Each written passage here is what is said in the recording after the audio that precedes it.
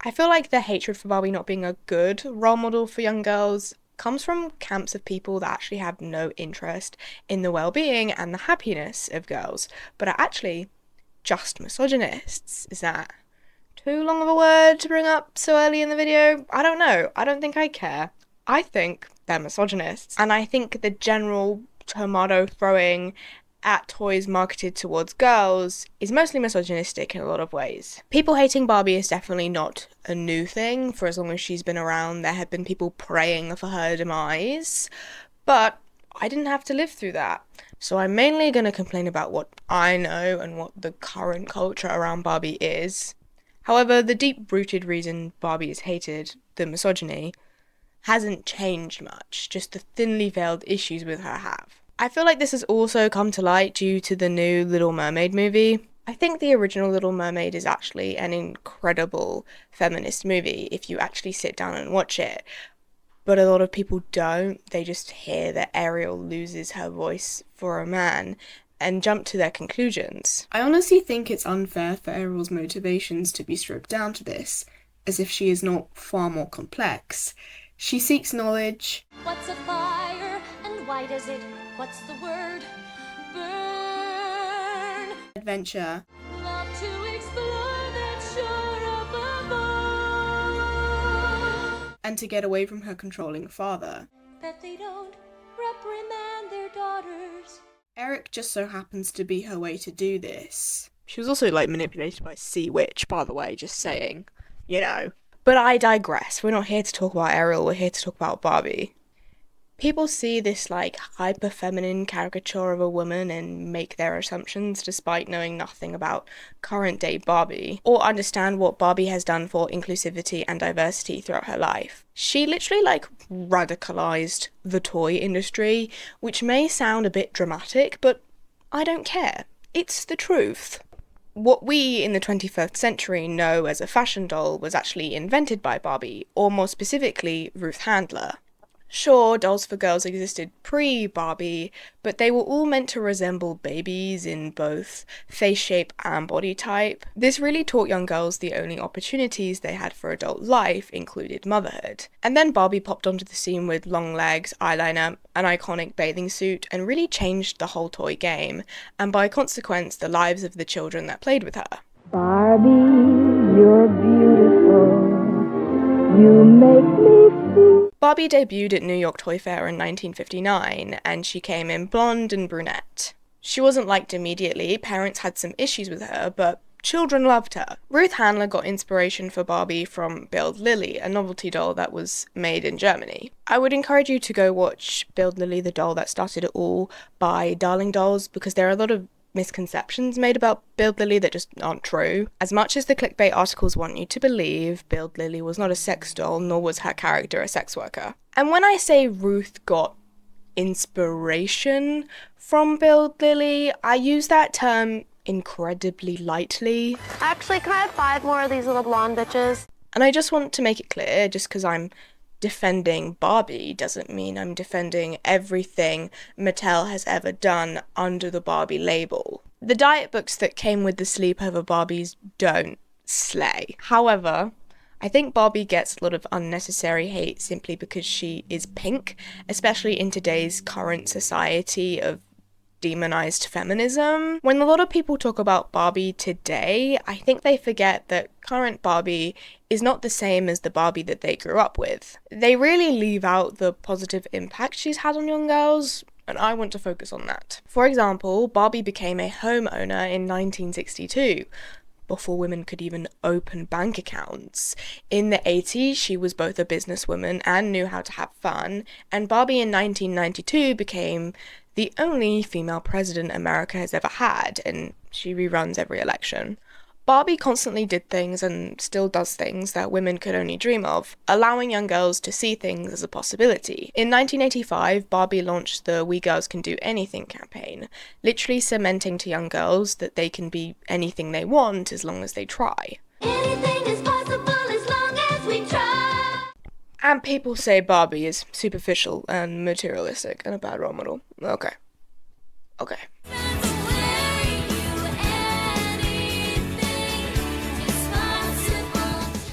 said, "My whole philosophy of Barbie was that through the doll, the little girl could be anything she wanted to be. Barbie always represented the fact that a woman has choices. Barbie was made as a vehicle for young girls to project their wants and needs onto. When they played with Barbie, she could drive a car, or be a movie star, or be an astronaut. Or Barbie didn't even have to be Barbie. She could have existed outside that branding and then literally be anything, even if it wasn't enforced by Mattel." What kind of a girl is the new twist and turn Barbie? Whatever kind of girl you want her to be. Many young children expressed their deepest wants and desires through their Barbie play. Many queer kids played into queer aesthetics and roles before they even realised what they were doing. Barbie can't exist without the imagination of young children reenacting scenarios, whether that be a Mattel-approved heterosexual wedding or a high school drama akin to Euphoria. Fuck my ex and you're fucking crying? As long as a child knows it's a possibility, Barbie can be that. So Mattel guiding children to see those possibilities definitely helps. For example, I think a young girl in 1963 seeing college graduate Barbie for the first time might have opened her eyes to possibilities she didn't even know existed. And the same goes for Surgeon Barbie in 1973, or Firefighter Barbie in 1995, or even Robotic Engineering Barbie in 2018. A lot of people, parents, respond to this "we girls can do anything" slogan, or as it's now marketed as "you can be anything," and link it back to Barbie being white and skinny and blonde. Marcy Warhoff-Nadler, who wrote the self-help book, The Body Image Survival Guide for Parents, says, "Barbie sends our girls one message, and it's this: you can do anything and you can be anything as long as you look like this. Very tall, very thin, very Caucasian, and very beautiful." Which I would argue is incorrect. However, race and body image issues are very complicated and nuanced and can't be summed up in one sentence. How did we ever survive before us? The idea of Barbie being a very white brand is kind of outdated at this point. With the release of the movie Barbie Big City Big Dreams in 2021, it introduced the audience to Barbie Roberts. Not this one though, this one. There are now two. Barbie Brooklyn Roberts meets Barbie Malibu Roberts at their summer theatre program and become close friends, which sounds no different to every one of Malibu's past companions. However, Brooklyn is now the brand. The brand of Barbie is no longer just a blonde white teenager, but rather two teenagers, both named Barbie. Brooklyn is not just Malibu's friend like Teresa or Christy. She is the brand. Since Barbie Big City Big Dreams was released, there have been two new Barbie movies. Only one includes Brooklyn. However, the one that doesn't is more about Skipper than Malibu. I don't actually remember if Malibu is in it at all. It Takes Two was released, which is a TV show solely about Malibu and Brooklyn. I believe there's another Malibu and Brooklyn-centric TV show on the way as well. There are many Brooklyn dolls now. I find it almost impossible to walk into a toy store and not see at least a couple dolls of her. They both share the Barbie social media space relatively equally, and advertising for Brooklyn is definitely very visible. I actually heard about Brooklyn before I even got back into Barbie this year. Most people think of Barbie and think of the blonde white teenager, and I think soon children and future children will think of Barbie and think of Malibu and Brooklyn. And there have been many other POC Barbies. Barbies of colour? Can I say Barbies of colour? I think that's quite funny. Let's say Barbies of colour. S-I-S-O in style. Three best friends with style and hair. In 1966, or 67, depending on the source, Francie was released, and she was one of Barbie's friends in the same capacity that Midge was. I won't lie.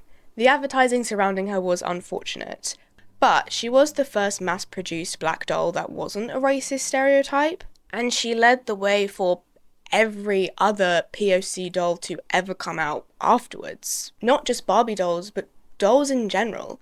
Subsequently, Christy was released in 1968, another one of Barbie's friends, and a black and Hispanic Barbie was released in 1980. This was where the racial variants of Barbie began. And there are so many more Barbies of colour that I just don't have the time to talk about. But just so you know, Teresa, Nikki and Raquel have forever lived in my head. They were always just as iconic as Malibu to me as a kid. And even though many Barbies of colour were pushed towards being Malibu's friend, I never as a child viewed them as being less important. I think because the Barbie brand I grew up with so heavily focused, and still does, on female friendships, it was hard for me to imagine Malibu without Teresa or Nikki or Raquel. In my 7-year-old brain, they were more important than Ken, which I think says something more about me, but that's neither here nor there. Characters of colour being pushed towards more supporting roles is not only a Barbie issue, but rather a bigger cultural and societal issue, which doesn't make it right, but why is Barbie getting all the flack for it? The first black action figure, aka a hypermasculine toy, was released in 1965, only a year before Francie, but yet no one is talking about the lack of representation within more masculine-dominated toy brands. Why is Barbie getting all the flack? And let's not say like He-Man or something. In 2016, Mattel launched 3 new body types for Barbie, curvy, petite, and tall, in order to better reflect the world girls see today. I just want to say, I don't think Barbie is meant to look like a real person. I think she's meant to be stylized, like many other forms of art and media. I think if Barbie looked too real, it would hit this kind of weird, uncanny valley that just wouldn't be appealing. Which a lot of criticism doesn't really keep in mind. Barbie was never intended to be scaled up because she is stylized. And I'm not saying the new bodies aren't great. They are great, and I love them a lot. I want to make that clear. However, this is not only a Barbie issue. This is once again a cultural and societal issue. Barbie is not necessarily the thing that makes children insecure about themselves. It could be more directly linked to real-life celebrities, the cover of magazines, or even their own mothers. My mother hates her body. We share the same outline. Why does Barbie and other hyperfeminine toy franchises get all the blame? Why don't toys marketed towards boys also get accused of representing unrealistic body images? Because they do. And of course Barbie deserves some blame. But I feel like when people often bring up this argument, they almost refer to Barbie as the odd one out, as if fat phobia is not rampant in society and culture. Barbie doesn't exist in a vacuum, and people need to keep that in mind while critiquing her. Sometimes it's almost like people are asking why Barbie is so skinny. Like, babes, have you been living under a rock? Barbie didn't create this culture, she is a product of it. I'm probably not the authority on this, so take it with a pinch of salt, but I do think Barbie to be the most diverse fashion doll line on the market at the moment, and maybe even toy in general.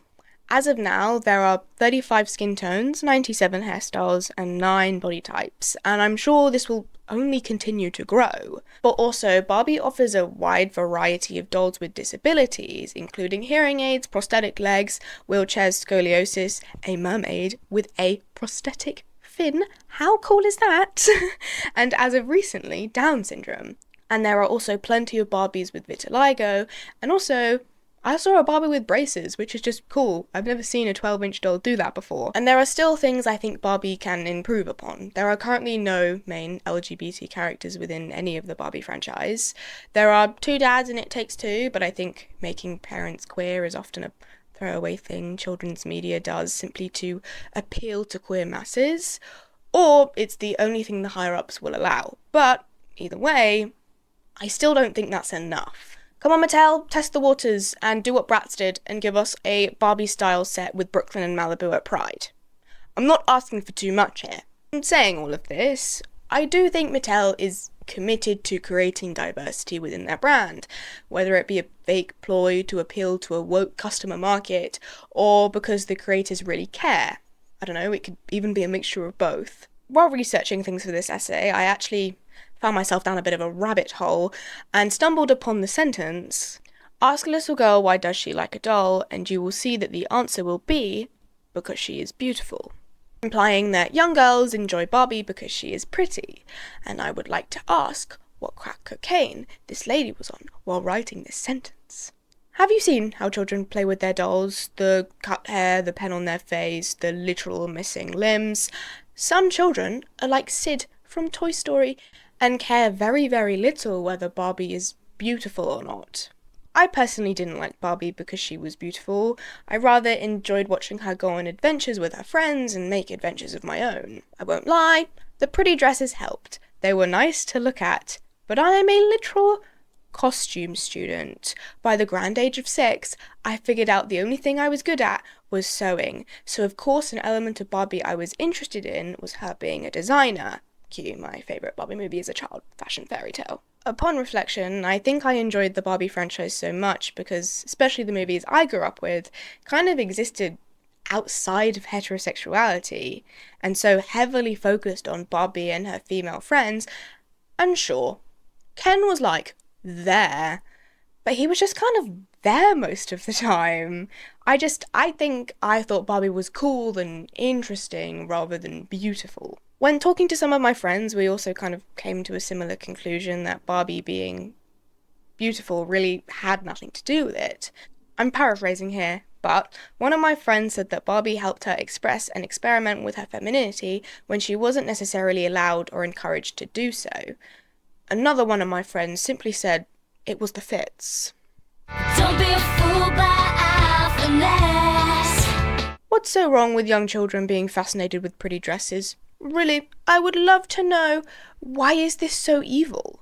I feel like there is some idea that fashion dolls somehow promote being vain, shallow, and self-centered, like the idea of being interested in clothes and one's appearance automatically makes you a bad person.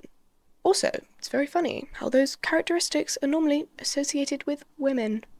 Do I smell misogyny?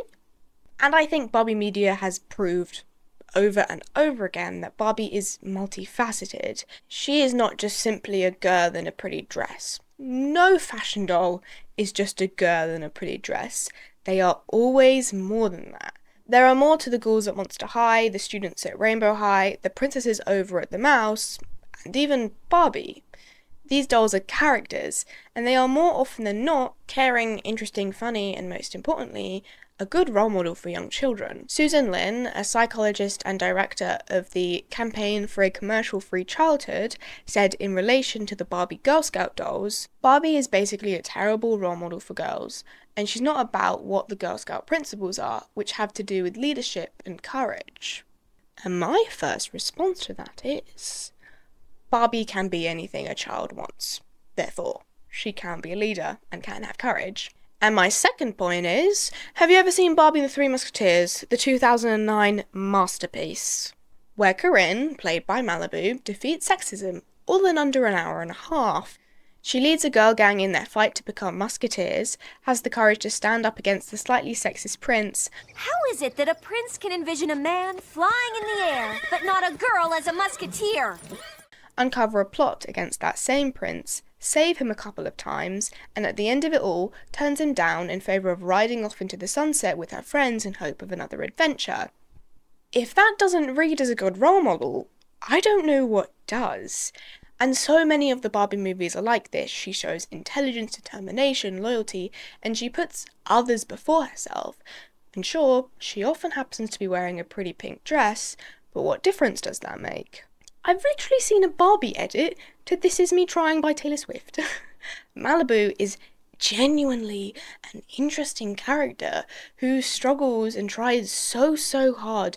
There are at least 4 Barbie montages where you watch Malibu fail over and over again while she's trying to achieve a goal. Wish I had the talent. I don't belong here at all. If you see Malibu or any Barbie and assume that she can't have substance, I think that's a you issue rather than a Mattel issue. The idea that fashion dolls have no substance seems to suggest that being interested in fashion at a young age has no real-world applications, which is a lie. A big fat lie. Young children's fascinations with clothes and fashion dolls can manifest into careers, whether that be a fashion designer, a seamstress, a drag queen, or even a doll designer. Believe it or not, people get paid money to make these things. And I spend my money on these lumps of plastic. Maybe that's the real issue, that I'm a 19-year-old, and my room looks like it belongs to a child. But, oh, sorry, I forgot. Creative careers aren't taken seriously, but that is an issue for another day. Barbie implements creativity and imagination into both the given media and the doll play, which is something I think is super important within a child's life. Allowing children to have an escape is vital, and I think a fashion doll can offer that to some kids. It definitely offered it to me. There is this odd idea that fashion dolls are sexy, which is mad. They are pieces of plastic, and I think the idea is, once again, a result of misogyny. Oh my gosh, I hate misogyny. I hate the patriarchy. You're done! You're done! You're done! What about Barbie is sexy? What about any of these dolls are sexy? What, that they're like showing their legs? That she's not like completely covered? Barbie is just a woman wearing clothes. How is this inappropriate for young children?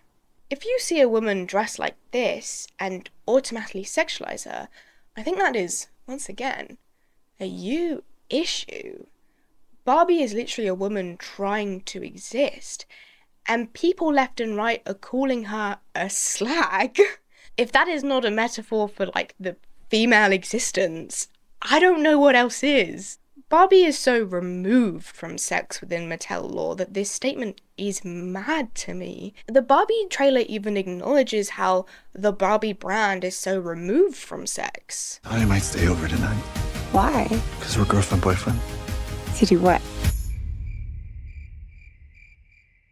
I'm actually not sure. Even so, I don't think there's anything wrong with children using their toys to investigate topics they're curious about, sex included. But hey, I'm not a parent. I never planned to be a parent, so maybe that's not my right to say. However, I have been a child, and let me tell you, My Little Ponies were fucking doing it. The main six was full of drama and drugs and cheating, and truly, they acted like a flat of uni freshers committing flatcest. And I seem to have turned out perfectly fine. Mattel is not promoting this idea, but I think it's a natural thing that some children may want to explore. Anne Friedman wrote, Barbie is sexualized by adults, not kids who haven't even figured out what sexuality is yet, which I couldn't agree with more. Some kids may be making their Barbies have sex, but Barbie still isn't sexy. To them, she is cool and fun and an imaginative play device that allows them to experiment with ideas and concepts they can't explore themselves.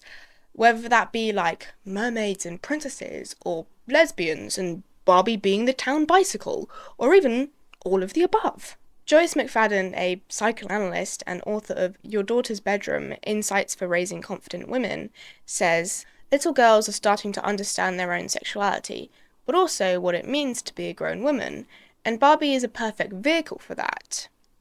Barbie is a safe way for young children to explore elements of themselves which they might not fully understand yet. And once again, Barbie may be wearing a pretty pink dress while doing this, but that doesn't detract from her character.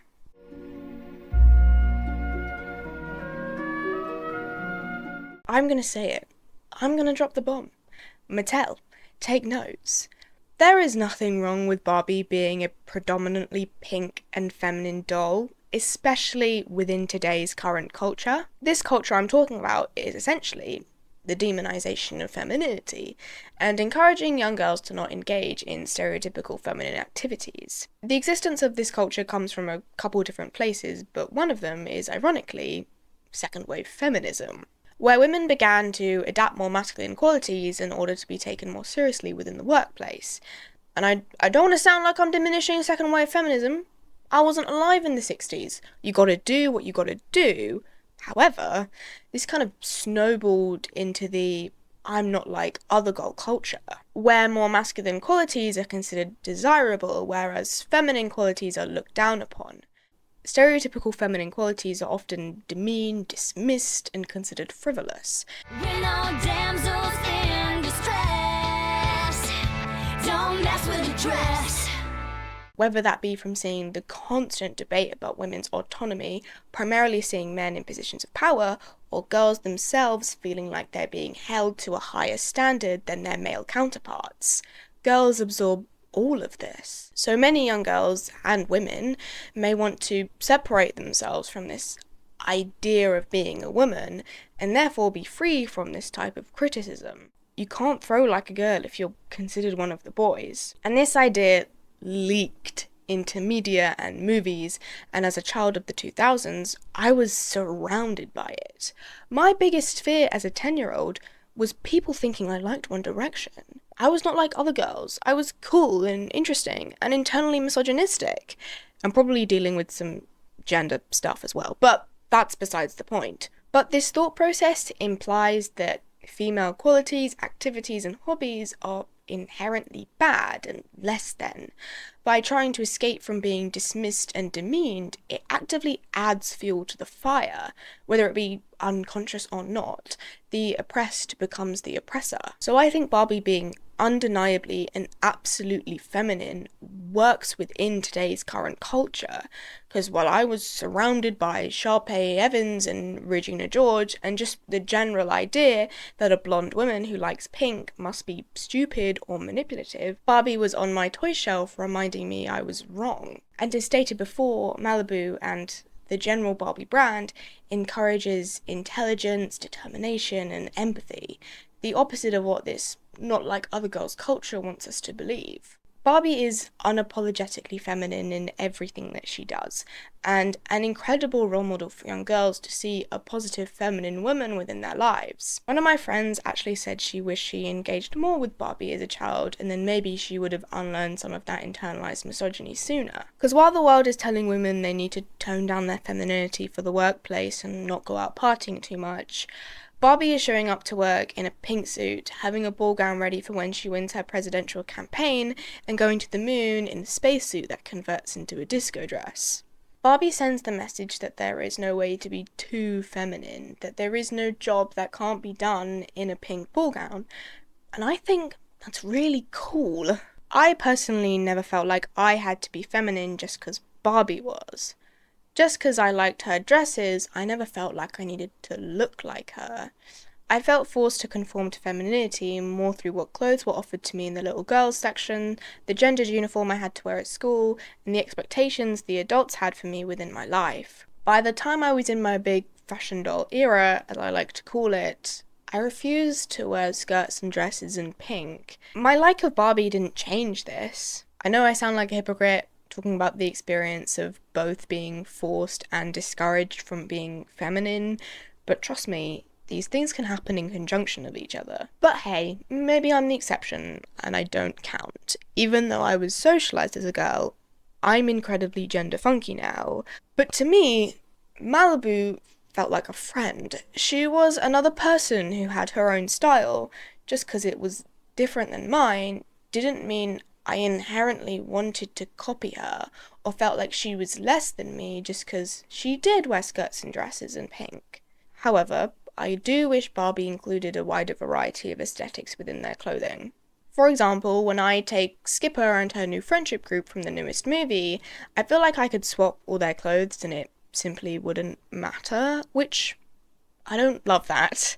Like, sorry, but this is not the Skipper I know and love.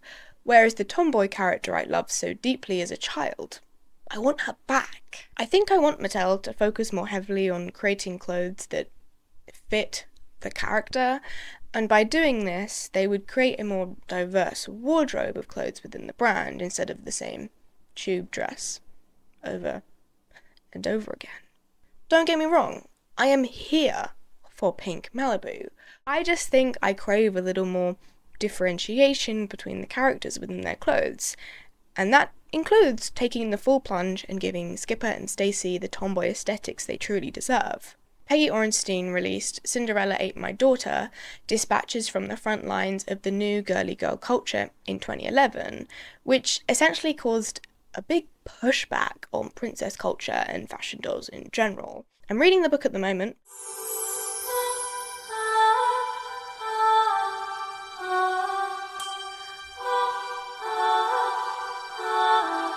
And I think some of the points made are slightly hypocritical. Peggy wrote, I wanted my daughter to believe neither that some behaviour or toy or profession was not for her, nor that it was mandatory for her sex. I wanted her to be able to pick and choose the pieces of her identity freely. But once her daughter starts to show an interest in Disney princesses, Peggy is relatively resistant to this. But wasn't the point choice? But this choice shouldn't just apply to young girls who have interests outside of the stereotypical feminine bubble, but also the girls within it. This big idea of choice should include everyone, to the girls that want to grow up and be ballerinas and play with Barbie, and not just the girls that dream of being engineers. And by discouraging hyperfeminine toys, careers, and interests, this choice is being limited. I don't think there is anything wrong with a child being interested in Barbie or hyperfeminine careers like being a seamstress or a baker. I think that's the joy to Barbie. She both works in masculine and feminine dominated fields and everything else in between because, you know, you can be anything. And that's the point. And by somehow implying this isn't the case is bad, I grew up knowing I wanted to sew for the rest of my life. Did that somehow make me less? Because I ultimately gave in to the feminine career when I could have used my talents to be like a doctor or a scientist. As if that isn't an incredibly damaging way of thinking. And also, maybe misogynistic. So what, the man jobs are good, but the girl jobs are bad? I thought we were trying to steer away from that idea. I think my main point is that children should be encouraged to do what they enjoy, whether that be learning about dinosaurs, reading about the stars, or sewing dresses for their dolls. Also, I think parents and adults in general don't realise that without Barbie and the general existence of hyperfeminine toys, there would be no space for most young girls within the toy market. It is a fact that most boys and girls like to play with their toys differently, whether that be because of the different way boys and girls are socialised, or there's some difference within their brains. I don't know, and I don't care. It doesn't make that fact not true. LEGO did research into why their gender-neutral toy brand wasn't selling to girls, and discovered that the way girls and boys played with their toys was different. Once a LEGO castle set was built, boys began staging an epic battle with the knights, while girls were disappointed to find that there was nothing inside the castle. They felt like there was nothing to do. Despite LEGO being, quote, a gender-neutral toy brand, it didn't offer the girls the type of play they wanted. LEGO Friends was then released in 2012, and oh boy, did I fucking love it. Upon reflection, I think the reason I liked LEGO Friends so much is because it revolved around a group of female friends and their interests and their lives. I really enjoyed lining up all my playsets in a town and essentially using them like they were little dollhouses. And I did go crazy over the mini fashion studio. LEGO Friends got a bunch of pushback for dumbing down LEGO for girls, even though the LEGO Friends sets were frequently more complicated than an average LEGO set, so I think ultimately some people saw the colour pink and jumped to their conclusions. I don't think there is an inherent issue with hyperfeminine or hypermasculine toys or anything else in between. The issue is the gendered marketing that surrounds them. I think without hyperfeminine toys, I wouldn't really have had much to play with the exception of like Thomas the Tank Engine and Playmobil, but those were my sisters before they were mine, so did I really want them or were they just there? All the toys I picked out for myself were My Little Ponies, Monster High Dolls, and Ever After High Dolls, and as previously stated, all have this common theme of female friendships, which is something which is almost impossible to find within hypermasculine or even androgynous toys. Peggy Ornstein actually mentions this, kind of. Princesses may confide in a sympathetic mouse or a teacup, but at least among the best-known stories, they do not have girlfriends. She means this in the straight way, by the way, not the gay way. God forbid Snow White should give Sleeping Beauty a little support. But this isn't a product of the Disney princesses, capital D, capital when these characters were being merchandised specifically towards young girls. This is an idea that has come from the movies, from the source material. None of the Disney animated movies are specifically made for girls. Snow White was a family film meant to entertain everyone, and I would argue that is what Disney movies are. Fun for the whole family. Which is why there isn't really any female bonding. However, if you compare that to hyper-feminine TV shows and toy brands, they are fucking riddled with it. All of the shows I liked so much as a kid had it, and was part of the reason why I liked them. My Little Pony, Winx Club, and Barbie. The key feature defining them all is this group of fun female friends. How many boys' toys or TV shows focus on female friendships, or even just like gender neutral ones? Like Adventure Time, where Marceline and Princess Bubblegum hated each other for a large majority of the show's runtime.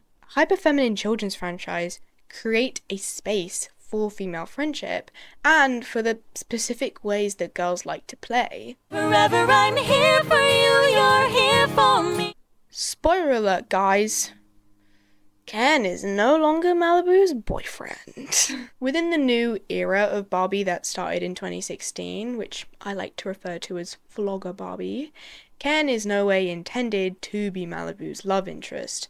There isn't even like an odd will they won't they. I might have lied. Ken does appear to have a crush on Malibu in the Vlogger era. Fine. Maybe Ken has feelings for me that go a little beyond friendship. However, Malibu seems to have zero interest, in the most lesbian way possible. But what's more important right now is that I'm seeing a whole new side of you. I still think what I'm gonna say is very relevant. Romance is not a big theme within the Vlogger era of Barbie. In fact, within the first new movie of this era, Ken gets even worse than friend-zoned. He gets family-zoned. Isla, have you met Ken yet? He grew up next door to us. We think of him like family. But now, Ken is truly just Malibu's friend. And even before this new era of Barbie, Ken was frequently absent from the Barbie movies, or the romance element was so minor that it was kind of like it wasn't even really there at all. Ken and Malibu aren't really Ken and Barbie anymore. It's more like Malibu and Brooklyn and Skipper and Stacy and Chelsea and Teresa and Daisy and Renee and Nikki and then Ken. He really is just part of the gang now. I guess he's like been demoted. However, that doesn't stop the wedding gift sets. I can't really explain to you why these are still on the shelves and why they will probably always be on the shelves.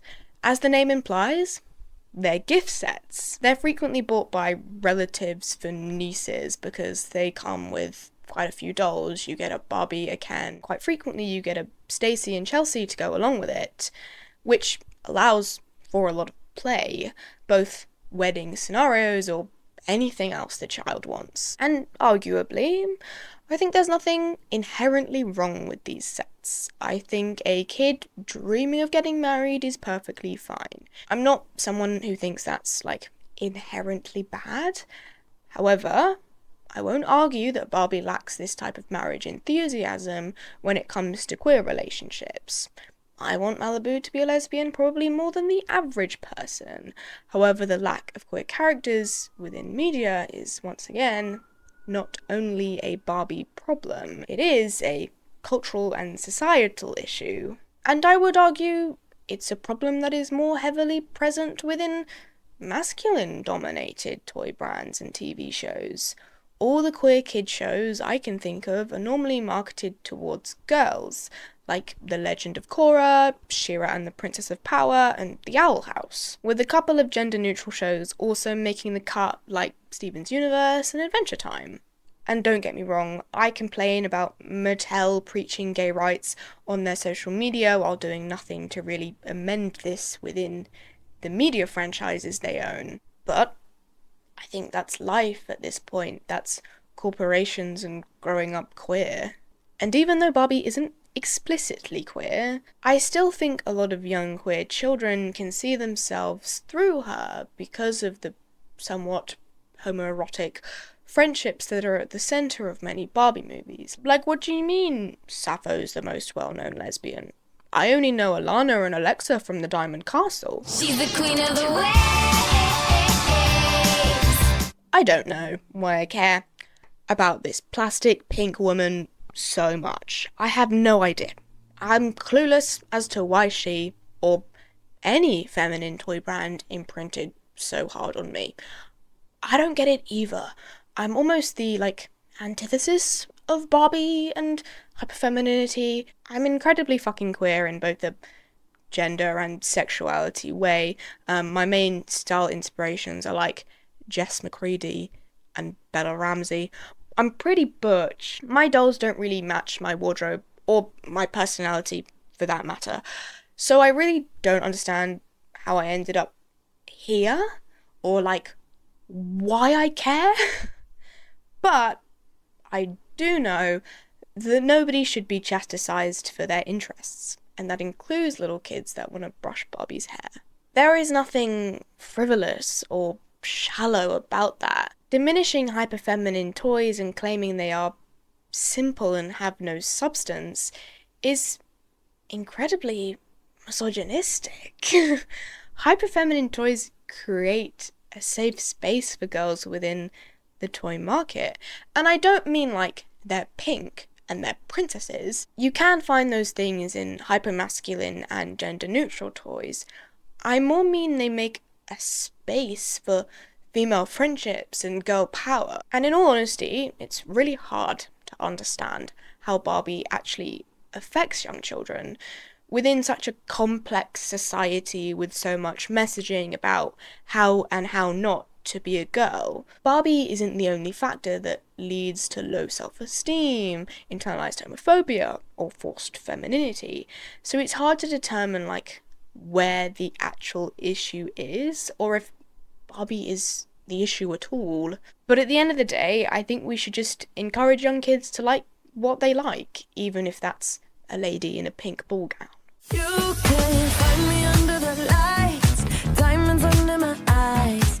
It's probably the reason why you're here, and the reason why Barbie is trending so much at the moment. So even though it's kind of irrelevant to my point, let's talk about Greta Gerwig's Barbie movie. The Barbie movie isn't even out yet. It's currently the 9th of June. So I should probably, reserve my judgment.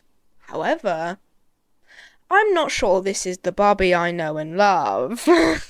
I've boiled it down to 3 reasons as to why I'm slightly apprehensive about this movie. Come along for the ride. I think, arguably, one of the funniest things about Barbie is they all look like they're dressed to go to a different event. If you open a child's toy crate that's full of Barbies, it's funny. One of them is ready to go to the moon, another one is ready to step out onto the red carpet, and then one of them is a fairy.